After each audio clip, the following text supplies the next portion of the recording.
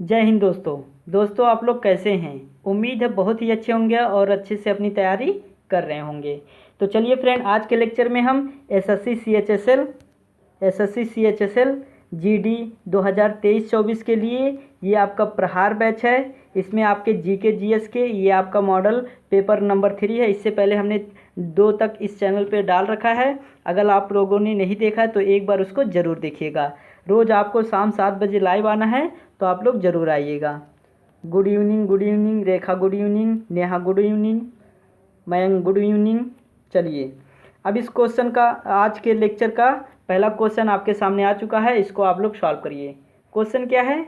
भारत के उत्तरी मैदान 3 प्रमुख नदी प्रणाली से बने हैं, जो सिंधु, गंगा और कौन सी नदी है आपको बताना है। ठीक है, ब्रह्मपुत्रा, कावेरी, कृष्णा या महानदी। तो इसका आंसर क्या होगा? इसका आंसर हो जाएगा ऑप्शन ए, ब्रह्मपुत्रा नदी। ठीक है, ब्रह्मपुत्र नदी।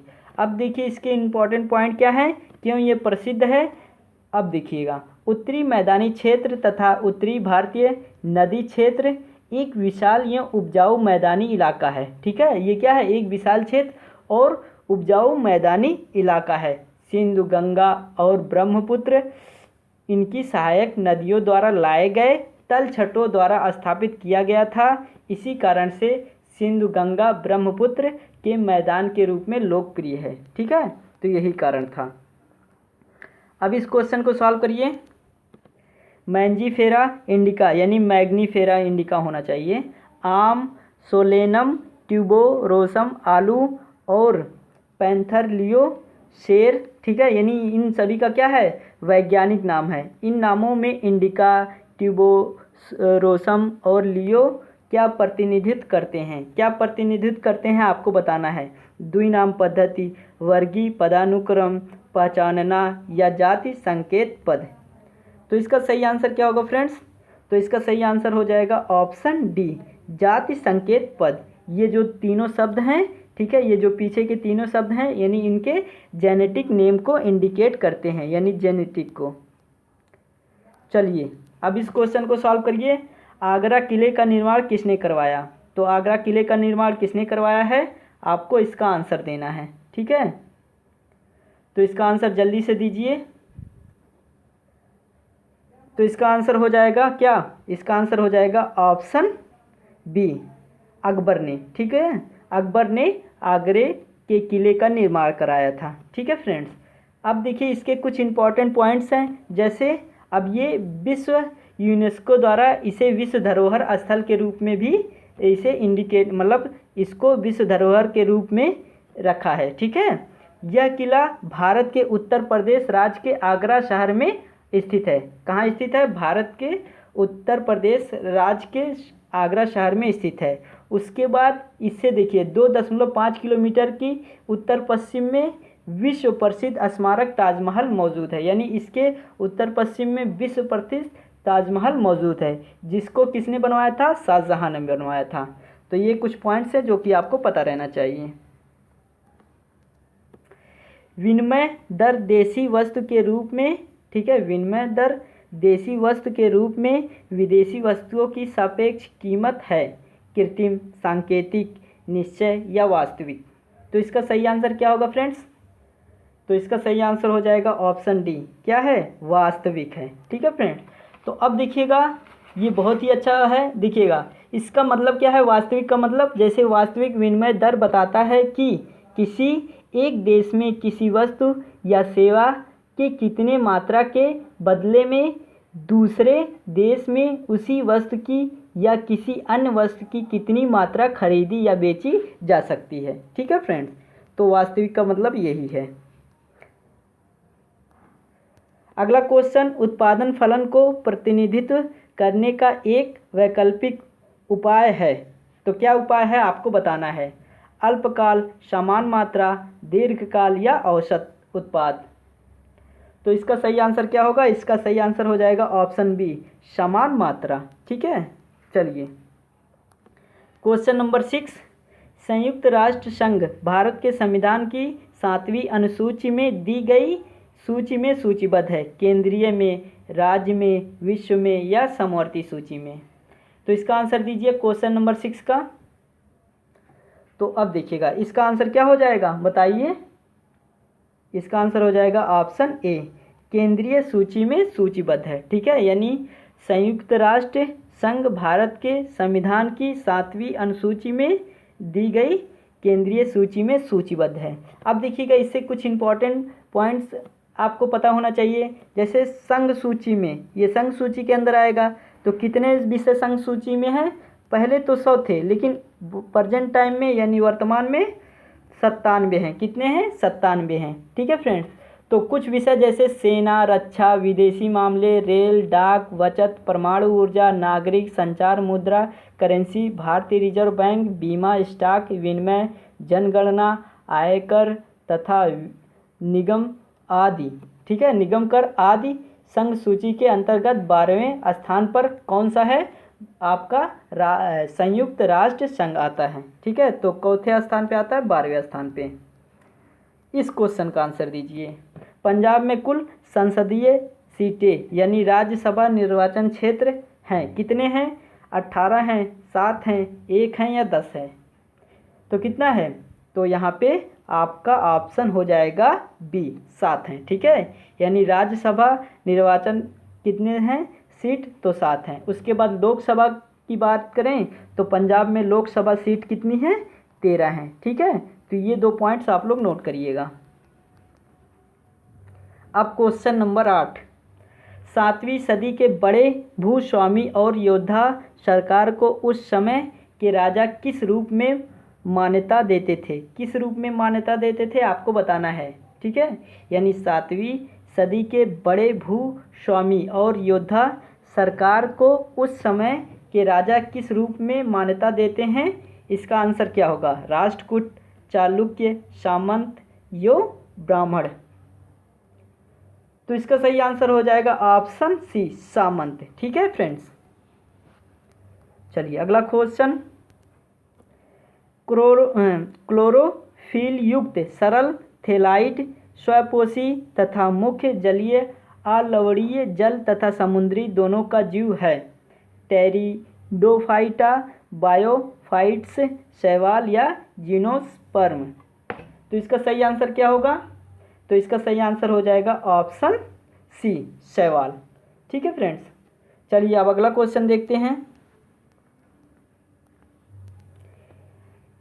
एनेलिडा और आर्थ्रोपोड आदि में एक ही अक्ष से गुजरने वाली रेखा द्वारा शरीर को समरूप दाएं और बाएं भाग में बांटा जा सकता है। इसे समसीमित कहते हैं। क्या कहते हैं?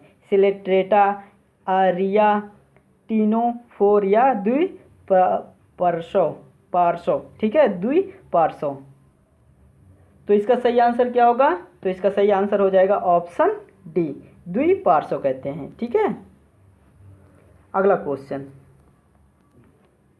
यदि ग्रह की कक्षा दीर्घवृत्त है तो वह बिंदु जिस पर सूर्य होता है क्या कहलाता है? यानी यदि ग्रह की कक्षा दीर्घवृत्ताकार है, ठीक है, तो वह बिंदु बताइए जहां सूर्य होता है, उसे क्या कहते हैं? केंद्रीय, परिधि, अभिकेंद्र या फोकस। आंसर क्या होगा? काफ़ी लोगों का आंसर सही जा रहा है। हाँ, तो इसका सही आंसर हो जाएगा ऑप्शन डी, फोकस। ठीक है फ्रेंड्स, तो इसको भी आप लोग पिक कर लीजिएगा, ये बहुत इंपॉर्टेंट है, स्टार लगा लीजिएगा। चलिए ये क्वेश्चन सॉल्व करिए। सर्पी घर्षण स्थैतिक घर्षण से होता है, क्या होता है? दुगना, एकाकार, अधिक, कम। तो इसका सही आंसर हो जाएगा कैसा होता है? कम होता है, यानी सर्पी घर्षण स्थैतिक घर्षण से कम होता है। ठीक है फ्रेंड्स, ऑप्शन डी इस क्वेश्चन का राइट आंसर। आंसर इसका दीजिए। ऑप्टिकल डाटा स्टोरेज एक प्रौद्योगिकी है जहां डाटा को ऑप्टिकल डिस्क पर कई परतों में भंडारित किया जाता है। 3D, 300D, 300D, 30D या 3000D। आंसर क्या होगा? तो इसका आंसर जल्दी से आप लोग दीजिए। क्वेश्चन नंबर 13, इसका आंसर क्या होगा? इसका आंसर हो जाएगा ऑप्शन ए, 3D। ठीक है, इस क्वेश्चन का आंसर तो आपको पता रहना चाहिए और स्टार भी लगा लीजिए। केल्विन मापने की इकाई है घनत्व, दाब, द्रव्यमान और तापमान। ठीक है, तो इसका सही आंसर हो जाएगा ऑप्शन डी, तापमान। ठीक है, चलिए अब अगला क्वेश्चन देखते हैं। लोहे पर जंग लगने की प्रक्रिया को क्या कहते हैं? जंग लगना, क्रिस्टलीकरण, शवल या सनित्र? आंसर क्या होगा? आप लोग कमेंट बॉक्स में कमेंट करिए, जल्दी से इसका आंसर बताइए आप लोग। बहुत ही प्यारा क्वेश्चन है फ्रेंड्स, तो जल्दी से इसका आंसर दीजिए। तो इसका सही आंसर हो जाएगा ऑप्शन ए, लोहे पर जंग लगने की प्रक्रिया को कहते हैं जंग लगना। ठीक है, सूर्य से निकलने वाले परावैंगनिक विकिरण अल्ट्रावायलेट रेडिएशन को अवशोषित करने वाले कवच का काम करता है। कौन काम करता है? क्लोरोफ्लोरोकार्बन, समतापमंडल, ओजोन छिद्र या ग्रीन हाउस? इसका आंसर क्या होगा? तो इसका आंसर हो जाएगा ऑप्शन बी, समतापमंडल। ठीक है फ्रेंड्स, समतापमंडल ये क्या करता है? सूर्य से आने वाली परावैंगनिक किरणों को अवशोषित कर लेता है। ठीक है फ्रेंड्स, तो लगभग ये 93 से 99% ये अवशोषित कर लेता है। अब पूछ लेगा आपसे इसकी ऊंचाई कहाँ तक है? तो 20 से 35 किलोमीटर, 35 किलोमीटर तक इसकी ऊंचाई है। ठीक है फ्रेंड्स, इलेक्ट्रोकार्डियोग्राम ECG का आविष्कार किसने किया? आपको बताना है। बहुत ही अच्छा क्वेश्चन है, इसका आंसर दीजिए। तो विलियम, यहाँ पे विलियम होना चाहिए, विलियम। ठीक है, तो William N, option A William Einthoven. ठीक है, तो इसको विलियम बना लीजिएगा, विलेलम लिखा है लेकिन इसको विलियम बना लीजिएगा। ठीक है, विलियम एंथोवेन। चलिए अगला क्वेश्चन, चार मीनार भारत के किस शहर में स्थित है? चार मीनार भारत के किस शहर में स्थित है आपको बताना है। ठीक है, तो ये तो आपको स्टार लगा लेना चाहिए और ये आपको पता रहना चाहिए। तो इसका सही आंसर क्या हो जाएगा बताइए? Option D, Hyderabad. निर्माण कब हुआ था?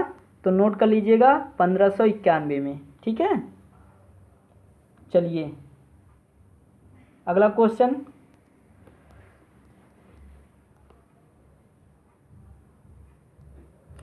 उन्नीसवां क्वेश्चन सॉल्व करिए, जो कि बहुत ही प्यारा क्वेश्चन है, आपके एग्जाम के पॉइंट ऑफ व्यू से बहुत ही इंपॉर्टेंट क्वेश्चन है।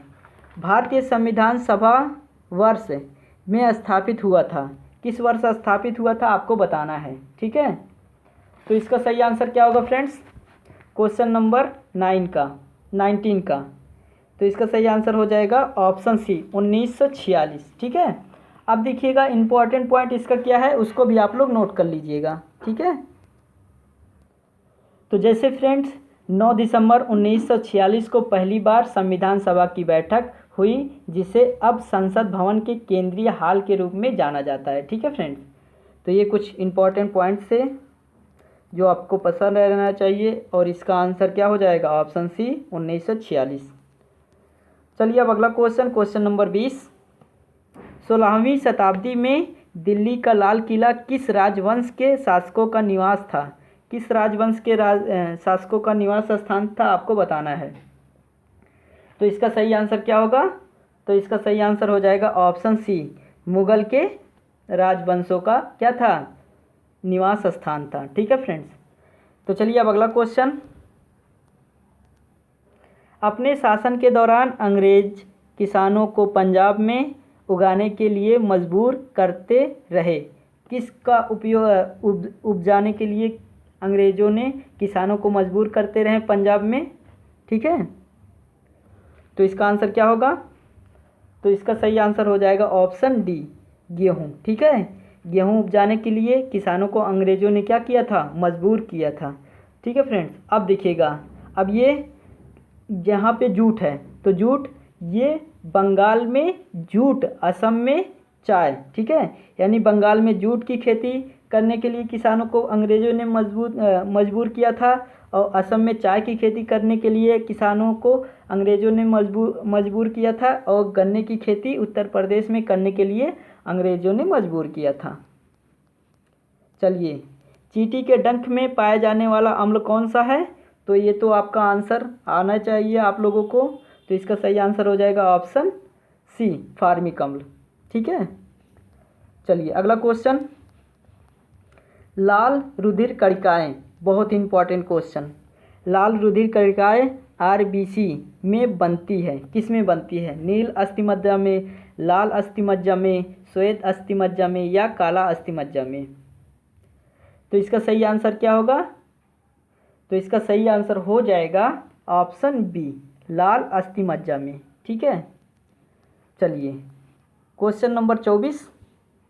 दिल्ली के जामा मस्जिद का निर्माण किसने करवाया था? अकबर ने, हुमायूं ने, बाबर ने, और शाहजहां ने? तो इसका आंसर क्या होगा? तो इसका आंसर हो जाएगा, बताइए। इसका आंसर हो जाएगा ऑप्शन डी, शाहजहां ने।